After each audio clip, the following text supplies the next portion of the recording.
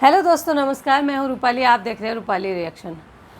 अगर हिंदुस्तान की मीडिया को देखना है ना, चाहे वो यूट्यूबर हो या मेन चैनल वाले पत्रकार हो, सबसे कंफ्यूज ये लोग कल से हैं। ऐसा दिल्ली का ये न्यूज़ ना इनके गले की हड्डी बन गई है, ना उगलते बन रहे हैं ना निगलते बन रहे हैं। ठीक है, एलजी है बीजेपी के पास, एलजी सीधे बीजेपी को रिपोर्ट करती है, और एमसीडी है आम आदमी पार्टी के पास। और ये दोनों पार्टी के जो दोनों ये पार्टी आम आदमी और बीजेपी, इनके कोलैब से सारे डिसीजन लिए जाते हैं।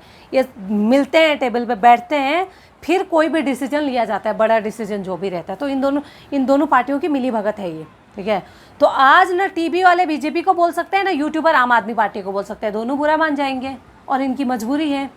और अभी अभी न्यूज़ आ रही है, जो दिव्य कीर्ति सर हैं, उनके बहुत नाम है, सभी जानते हैं, जो भी सोशल मीडिया देखता है या फिर जो थोड़ा बहुत पढ़ाई लिखाई के बारे में नॉलेज रखता है, जो ट्यूशन कोचिंग के बारे में सर्च करता है, उनको 100% जानते हैं।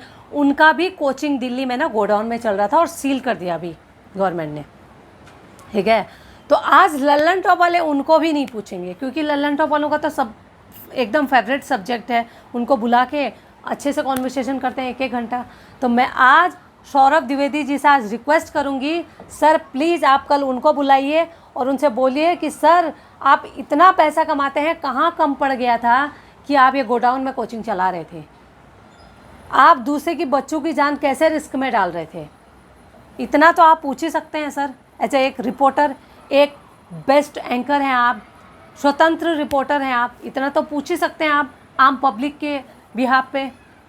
और दूसरी रही बीजेपी की बात, तो बीजेपी अभी कितना ही चिल्लाए कि गलत हुआ है, आम आदमी पार्टी ने नहीं किया, आम आदमी पार्टी ने नहीं किया, लेकिन 10 साल से तो एमसीडी बीजेपी के पास ही थी, उन्होंने क्यों नहीं किया?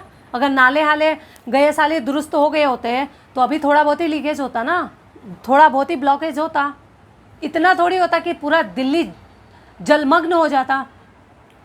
और आम आदमी पार्टी की तो बात ही अलग है। आज जिस गांव का मुखिया ही गायब हो, वो गांव में कहाँ से योजनाएं आएंगी? जिस गांव का प्रधान गायब हो, वो गांव का हाल क्या होगा, आप सोच ही सकते हो। तो भाई दिल्ली के मुख्यमंत्री और शिक्षा मंत्री दोनों हैं जेल में, तो दिल्ली की जनता अभी कुल मिला के भगवान भरोसे है। ठीक है, उनकी पूर्व मंत्री बैठ गई हैं धरना पे, वो 1-1 करोड़ रुपए की मांग कर रही हैं। और 1 करोड़ रुपए से जो चले गए हैं, जिन फैमिली के बच्चे चले गए हैं, उनके सपने चले गए हैं, उनके जिगर के टुकड़े चले गए हैं, वो तो रिटर्न नहीं आएंगे। उनको बता दो नेताजी को कि वो 1 करोड़ से कहीं लगा चुके हैं उन बच्चों के पीछे। जिस कोचिंग में पढ़ रहे थे ना, सिर्फ कोचिंग का फीस था 2.5 लाख रुपए, लाइब्रेरी का अलग से था, रहना खाना। एक बच्चे को 1 साल पढ़ाने में कितना पैसा लगता है, कोई माँ बाप से जाके पूछे? प्ले ग्रुप से लेके कॉलेज तक पहुंचाने में कितना पैसा लगता है, वो पेरेंट्स से पूछो, जो अपने जेब से काट काट के मिडिल क्लास फैमिली लगा रही है। ठीक है, वो तीनों बच्चे मिडिल क्लास फैमिली के हैं। तो अब उन्होंने पूरा पेड़ लगा लिया था, अब उनको उम्मीद थी कि फल लगेगा। वो लोग 1-2 एग्ज़ाम भी पास कर चुके थे, अब उनको लग रहा था फाइनल है।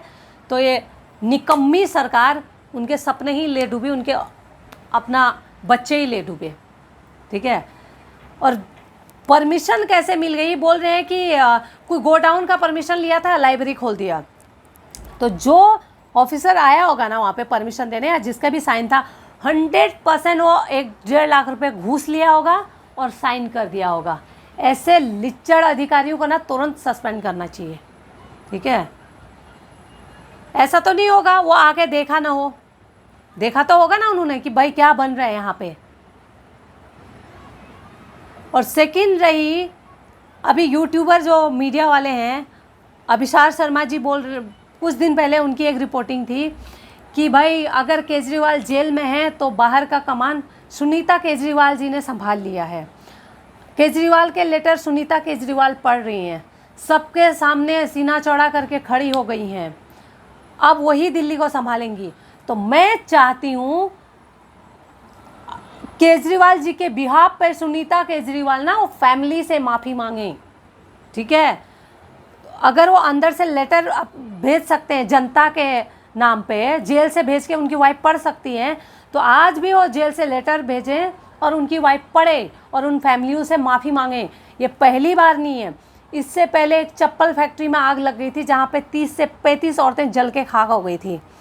उससे भी पहले एक बैग फैक्ट्री में आग लग गई थी और बाहर से ना वॉचमैन ने फैक्ट्री में ताला मार दिया था, अंदर 150 वर्कर सो रहे थे और कितने वर्कर दम घुट के अंदर ही मर गए थे। ठीक है, तो ये फर्स्ट टाइम नहीं है। गर्मी आती है तो आग लग के मर जाते हैं मिडिल क्लास, लेबर क्लास लोग, और बारिश आती है तो डूब के मर जाते हैं। तो हमारी ज़िंदगी की वैल्यू ना गर्मी में रहती है, ना बरसात में रहती है, ना सर्दी में ठंड से मर जाते हैं, कपड़े नहीं होते हैं। तो भाई हम लोग किसी मौसम में सेफ़ नहीं है। गवर्नमेंट सिर्फ एक दूसरे के सर पर ठेलती है, चाहे बीजेपी हो या आम आदमी हो या कोई भी हो।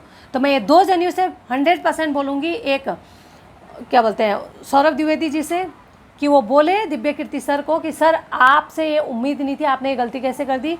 सेकंड है ये क्या बोलते हैं हमारे अभिसार शर्मा जी, वो बोले केजरीवाल जी के वाइफ को कि भाई अभी केजरीवाल जी नहीं हैं तो उनकी बिहाफ पे आप माफ़ी मांगिए और आप उनको जो फैमिली अपने बच्चे खो चुके हैं उनको जितना भी मुआवजा देना है आप मुआवजे की घोषित करें।